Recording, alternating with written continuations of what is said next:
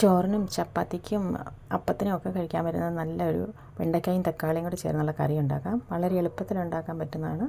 നമുക്ക് നോക്കാം. ചട്ടി ചൂടായി കഴിയുമ്പോൾ എണ്ണ ഒഴിക്കുക. എണ്ണ ഒഴിച്ചിട്ട് നമുക്ക് അരിഞ്ഞു വെച്ചിരിക്കുന്ന 4 പിളർന്ന് അരിഞ്ഞു വെച്ചിരിക്കുന്ന വെണ്ടയ്ക്ക വഴറ്റിയെടുക്കാം. എണ്ണ ചൂടായിട്ടുണ്ട്. നമുക്ക് അരിഞ്ഞു വെച്ചിരിക്കുന്ന വെണ്ടയ്ക്ക അതിലേക്ക് ഇട്ട് കൊടുക്കാം. ആദ്യം ഒരു 2 മിനിറ്റ് ഹൈ ഫ്ലെയിമിലിട്ട് ഒന്ന് ചൂടാക്കാം. എന്നിട്ട് ലോ ഫ്ലെയിമിലേക്ക് മാറ്റാം. അപ്പോൾ ഇത് പെട്ടെന്ന് വഴന്ന് കിട്ടും.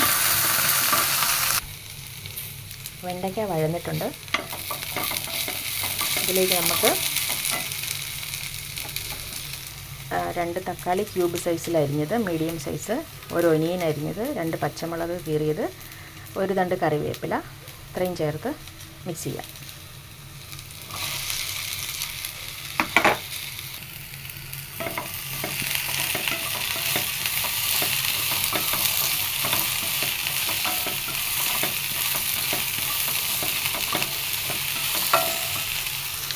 വളരെ എളുപ്പത്തിൽ ഉണ്ടാക്കാൻ പറ്റുന്ന ഒരു കറിയാണ്.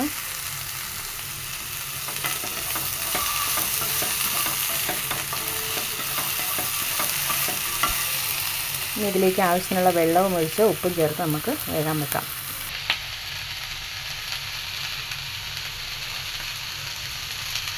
ഉപ്പ് ആവശ്യത്തിന് വെള്ളം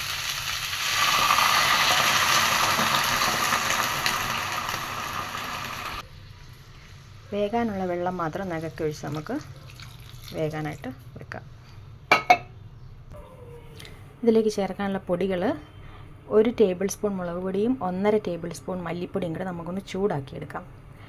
പച്ചമണം മാറുന്നിടം വരെ, ഒരു പൊടിയുടെ ഒരു മൂക്കുന്ന മണം വരുന്നിടം വരെ നമുക്ക്, ഒത്തിരി മൂക്കല്ല, ചെറുതായിട്ടൊന്ന് ചൂടാക്കിയെടുക്കാം. ഒരു 1/2 മിനിറ്റ് ചൂടാക്കിയാൽ മതി. എന്നിട്ട് ആ പൊടി ചേർക്കാം.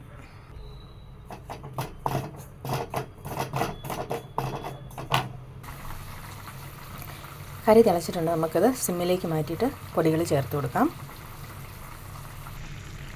1/4 ടീസ്പൂൺ മഞ്ഞൾപ്പൊടി ചേർത്ത് കൊടുക്കാം. പിന്നെ ചൂടാക്കി വെച്ചിരിക്കുന്ന പഴുപ്പൊടി ചേർത്ത് കൊടുക്കാം.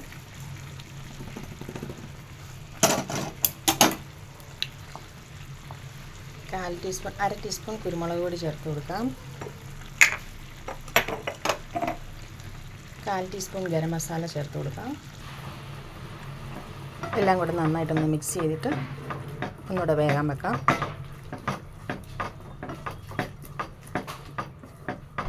ഇനി അരപ്പിനകത്ത് ഈ അരപ്പും കൂടെ ചേർന്ന് ബാക്കി വേകണം. അപ്പോഴേക്കും നമുക്ക് തേങ്ങ അരപ്പ് എടുത്തുകൊണ്ട് വരാം.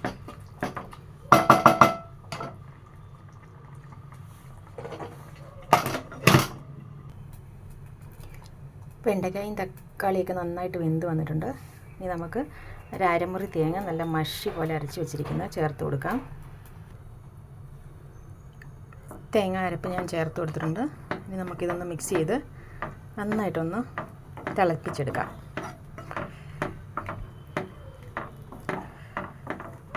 ആവശ്യത്തിനുള്ള ഉപ്പും വെള്ളവും ഒക്കെ ഓരോരുത്തരുടെ ആവശ്യത്തിനനുസരിച്ച് ചേർത്ത് കൊടുക്കുക. ചാറ് എന്തോരം വേണമെന്നുള്ള രീതിയിലനുസരിച്ച് ചേർത്ത് കൊടുക്കുക. ഇനി ഇതിന് താളിപ്പൊന്നും ചേർക്കേണ്ട. താളിപ്പില്ലാതെയും നല്ല ടേസ്റ്റ് ഉണ്ട്. താളിപ്പ് ചേർക്കേണ്ടവർക്ക് താളിപ്പ് ചേർക്കാം. ഞാൻ ചേർക്കുന്നില്ല. ഓൾറെഡി വെണ്ടയ്ക്ക വഴറ്റിയപ്പം കുറച്ച് എണ്ണ ചേർത്താണ്. ഒത്തിരി എണ്ണ ചേർത്താൽ അതും ഗുണത്തേക്കാളേറെ ദോഷം ചെയ്യുന്നതുകൊണ്ട് ഞാൻ അധികം എണ്ണ ഇനി താളിപ്പ് ചേർക്കുന്നില്ല. നല്ലപോലെ തിളപ്പിച്ച് വാങ്ങിയെടുക്കും. ആവശ്യത്തിനുള്ള ഉപ്പും ചേർത്ത്. അപ്പോൾ നല്ല സ്വാദിഷ്ടമായൊരു വെണ്ടയ്ക്ക തക്കാളിക്കറി റെഡി. ഒരടുപ്പിൽ അപ്പവും റെഡി ആയിക്കൊണ്ടിരിക്കുകയാണ്. അപ്പത്തിന് വേണ്ടിയുള്ള കറിയും കൂടി ആയിട്ടാണ് ഞാൻ ഇത് ഉണ്ടാക്കിയിരിക്കുന്നത്. കറി നന്നായിട്ട് തിളച്ച് വന്നിട്ടുണ്ട്. അപ്പോൾ ഓഫ് ചെയ്യുന്ന സമയത്ത് നമുക്കൊരല്പം ഗരം മസാല എങ്ങനെയെന്ന് തൂവി മിക്സ് ചെയ്ത് ഓഫ് ചെയ്യാം. അപ്പോൾ നല്ലൊരു ഫ്ലേവർ കിട്ടും കറിക്ക്.